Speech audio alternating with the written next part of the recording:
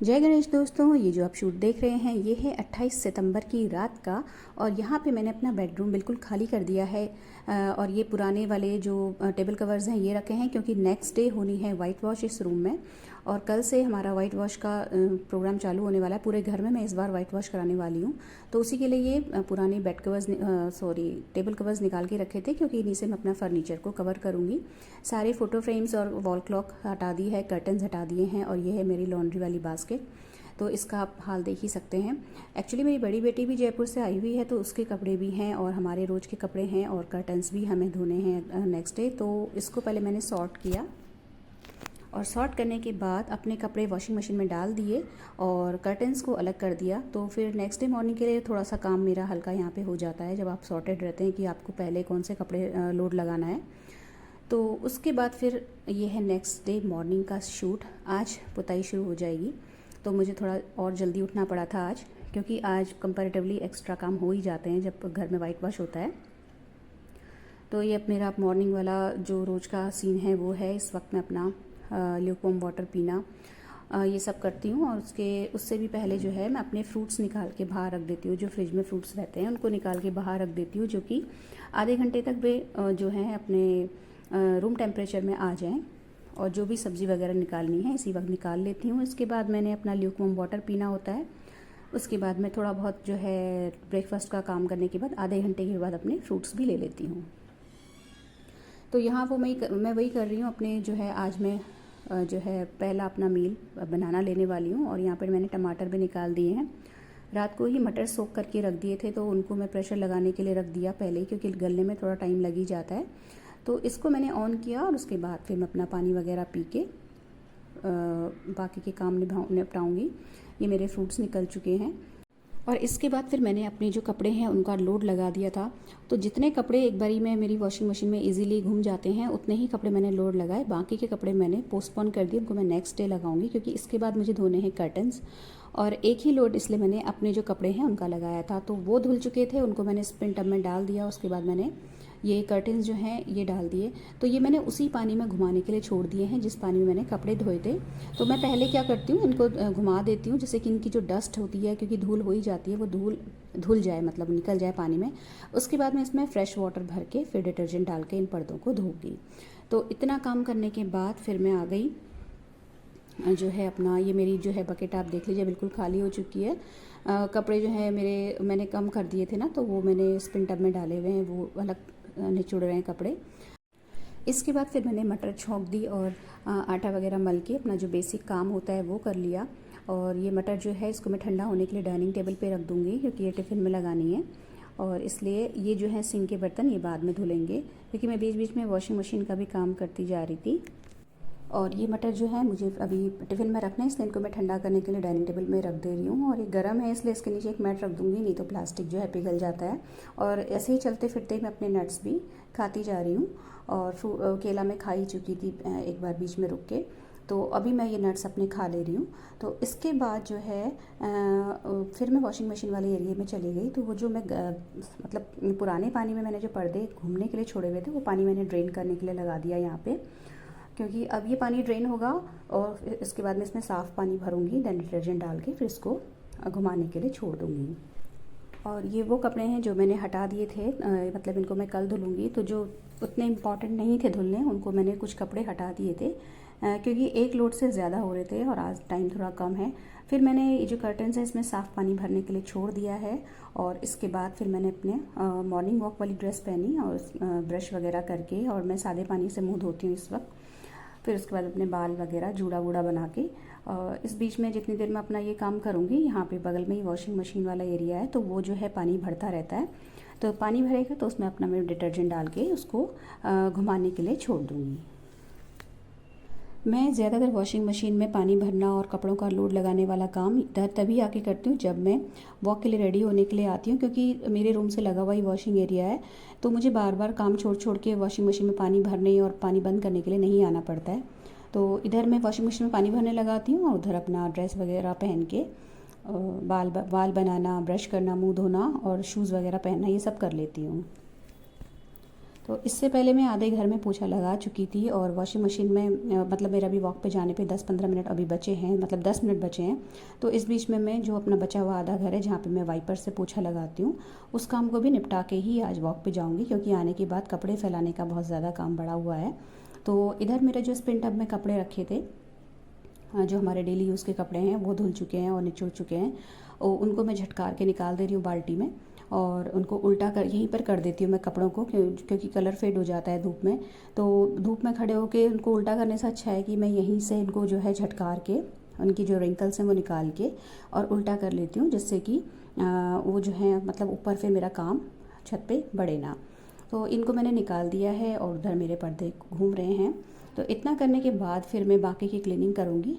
इसी बीच में मैंने फिर बेटी का टिफ़िन भी लगा दिया था, मतलब जो मटर ठंडे होने के लिए रखे थे वो मतलब डालना टिफ़िन में, और पराठे वराठे सेक के उसका टिफ़िन लगा के बॉटल वॉटल भर के फिर मैं उसकी तरफ से निश्चिंत हो गई।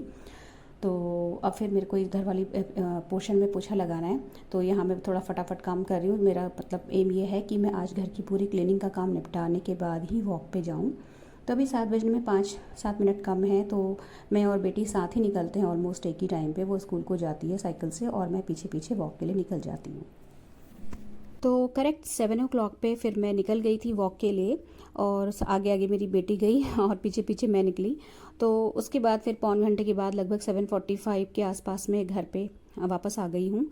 और आज थोड़ा सा मैंने शॉर्टकट मारा है, ज़्यादा लंबी वॉक पे नहीं गई हूँ, क्योंकि घर पे थोड़ा सा काम का वो है, काम ज़्यादा है। तो ये जो कपड़ा एक लोड लगाया था मैंने कर्टन्स का, ये घूम चुका, इसको जो है इसका पानी मैंने ड्रेन कर दिया है, और उसके बाद फिर मैं इसमें फ्रेश वाटर भरने लगा दूँगी।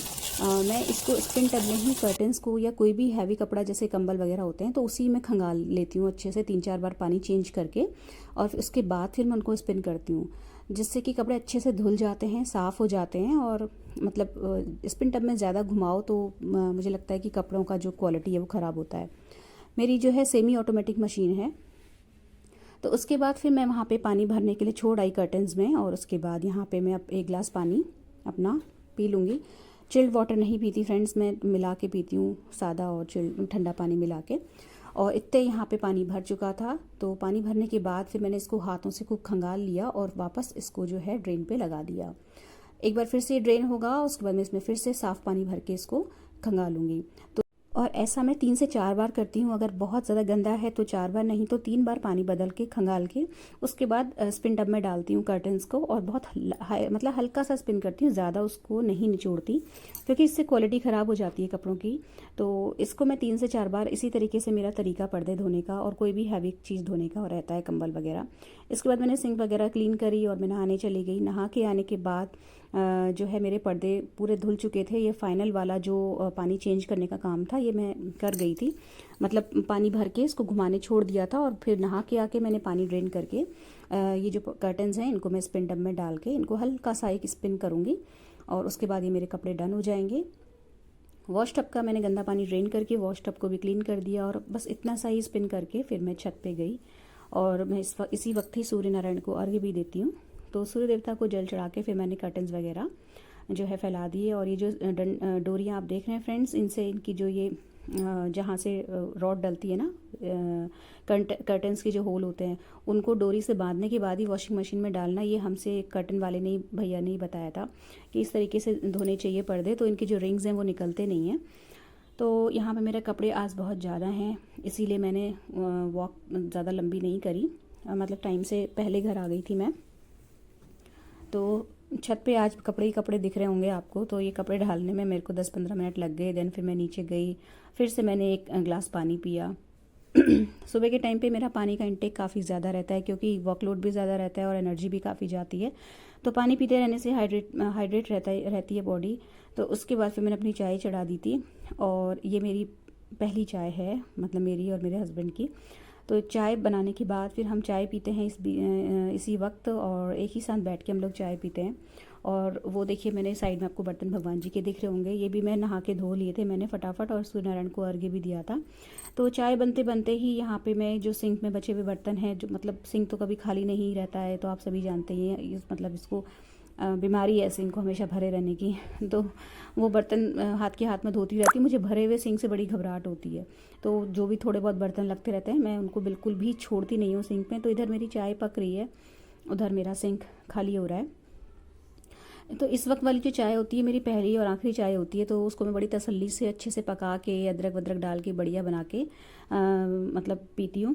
और चाय मैं तभी बनाती हूँ जब मेरे पास कम से कम आधा घंटा बैठ के पीने के लिए होता है, नहीं तो मैं चाय नहीं पीना चलेगा मुझे, लेकिन ऐसे चलते फिरते भागते दौड़ते चाय मैं नहीं पीती।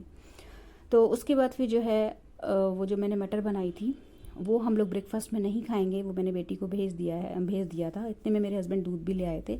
तो अभी के ब्रेकफास्ट के लिए मैंने ये गोल वाली जो लौकी होती है वो काटी है, और उस मटर वाली जो सब्जी है उसको मैं थोड़ा सा रसेदार बना के दिन में हम उसको लंच में यूज़ करेंगे। तो मैंने 2 in 1 इसलिए काम किया क्योंकि आज थोड़ा सा वाइट वॉश के चक्कर में सफाई वफाई क्लीनिंग जो होती है, डीप क्लीनिंग, वो सब चलती रहेगी। बीच में पुताई वाले भैया पुताई करते रहेंगे, और मैं जो हूँ इतने में अपनी अलमारी वगैरह क्लीन करना और चीज़ें सॉर्ट करना, सेटिंग करना, इसी बीच में मैं डिक्लटरिंग भी कर लेती हूँ सामान की।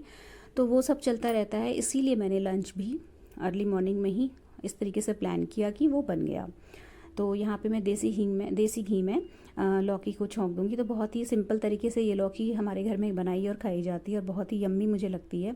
तो सीधे सीधे कुछ नहीं करना होता है, 2 चम्मच देसी घी है, उसमें बस मैंने ज़ीरा डाला है और थोड़ी सी हींग डालूँगी।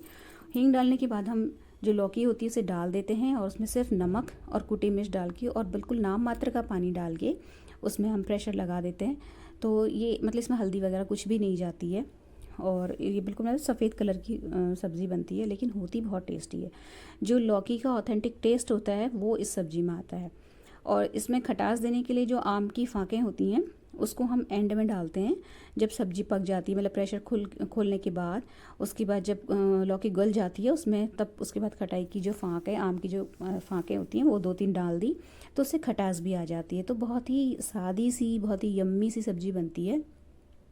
मुझे पर्सनली ये सब्ज़ी बहुत अच्छी लगती है, और हमारे घर में लौकी इसी तरीके से बनती और खाई जाती है। टमाटर हम नहीं डालते हैं, मतलब टमाटर वाली सब्ज़ी मुझे तो पसंद है, लेकिन ये लोग और कोई खाते नहीं है तो बहुत कम बन पाती है। तो ये जो है लौकी की सब्ज़ी बनाने के बाद ये हमारा ब्रेकफास्ट हो जाएगा। पराठे वराठे फिर देखेंगे, बाद में सेकेंगे।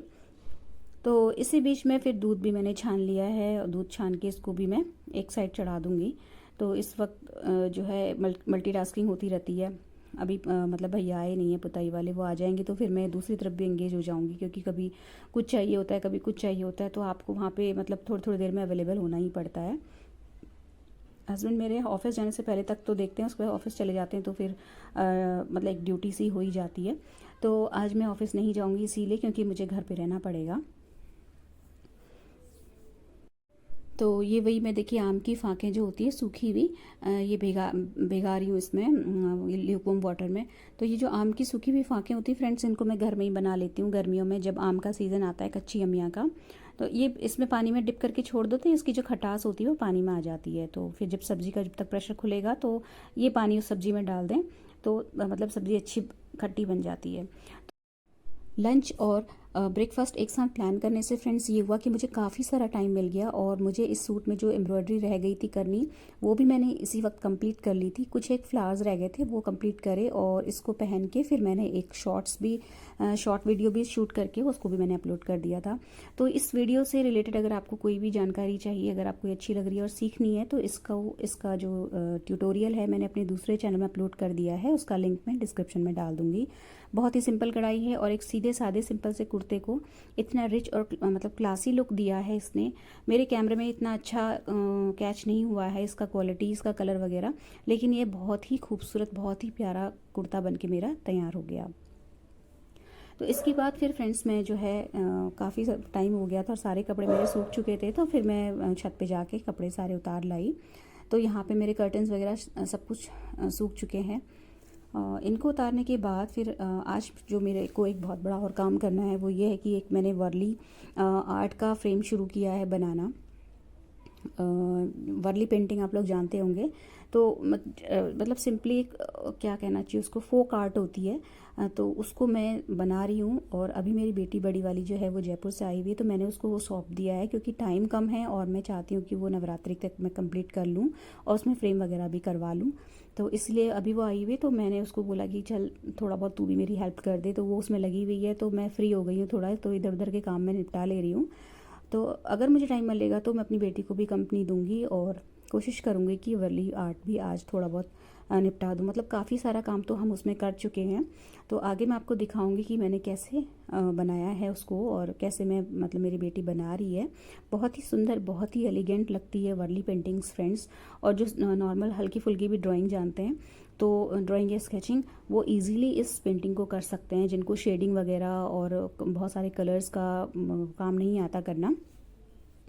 तो सिंपल पतले वाले ब्रश से और लाइन से स्ट्रोक मार के वो आराम से वाली पेंटिंग्स को कर सकते हैं। और लगने के बाद इतनी क्लासी लगती है, मतलब आपकी जो लिविंग रूम है और ड्राइंग रूम है उसको बहुत ही खूबसूरत लुक देती है।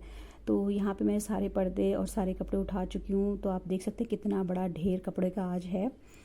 तो ये तिमंजिला है फ्रेंड्स, तिमंजिले में मुझे आना पड़ता है कपड़े डालने और मतलब फैलाने के लिए और लाने के लिए। तो मेरा लंच तो बन ही चुका है ऑलमोस्ट। तो इसके बाद फिर मैंने जो सिंक में बर्तन थे वो धोए, राइस सोक कर दिया भिगा के, मतलब उसको मैंने धो के।